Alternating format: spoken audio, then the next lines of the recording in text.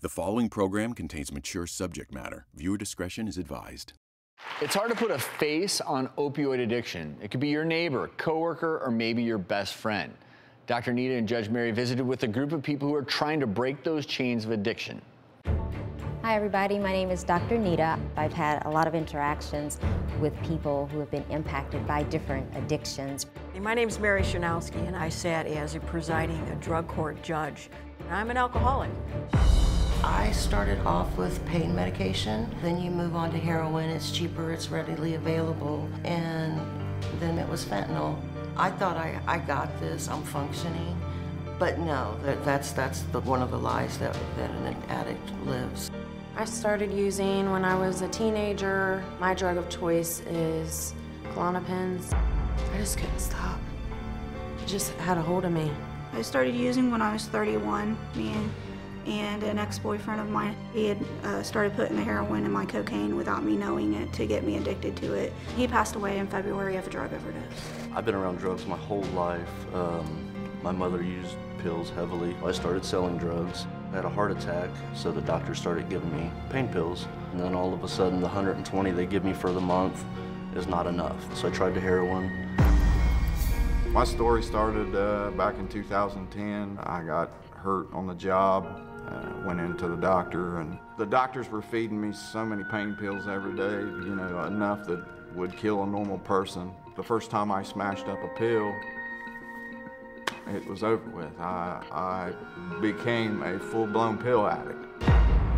What does heroin make you feel like? I had to have it, like I said, just to function. It made me feel normal. It's not a problem unless you don't have money to do it. There's not a choice. You will lay in the bed miserable and be dope sick, or you're going to use. I'm sure my daughter knew.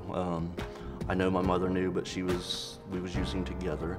I gave my mom a little bit of heroin. She tried it, so every day we're out, mother and son, stealing, and my mother actually overdosed off something I gave her. I've had a lot of heroin addicts tell me they're not suicidal, but they don't care if they die. You know, it's all about getting $5 more to go get another cap of heroin. That's a sad way to live. That's total desperation. And you don't want to die, but if you do, you don't care. That's a cry for help. It is. How many funerals have you been to? My brother overdosed on January 30th of this year. I've had 5 significant people die in my life from heroin overdoses. I've lost quite a few good friends. I've been to dozens of funerals. My brother passed away in 2013 of a heroin overdose. I remember when my brother first told me that he did heroin, and I smacked him across the face. He began using heroin because it was cheaper. I was in a car wreck, and they got put on pain pills, and then it escalated to heroin. And I lost custody of my son to my mom. But my son is now 21. This time last year, he told me I was a worthless piece of and I'd never amount to nothing in his eyes. And that was the biggest punch in the gut that I ever had. And I would do anything for my kids. My brother struggled in and out of treatment centers. He was stealing from my mom and I. He went to jail for 6 months. And when he got out of jail, he was only out for 12 days, and he overdosed and died.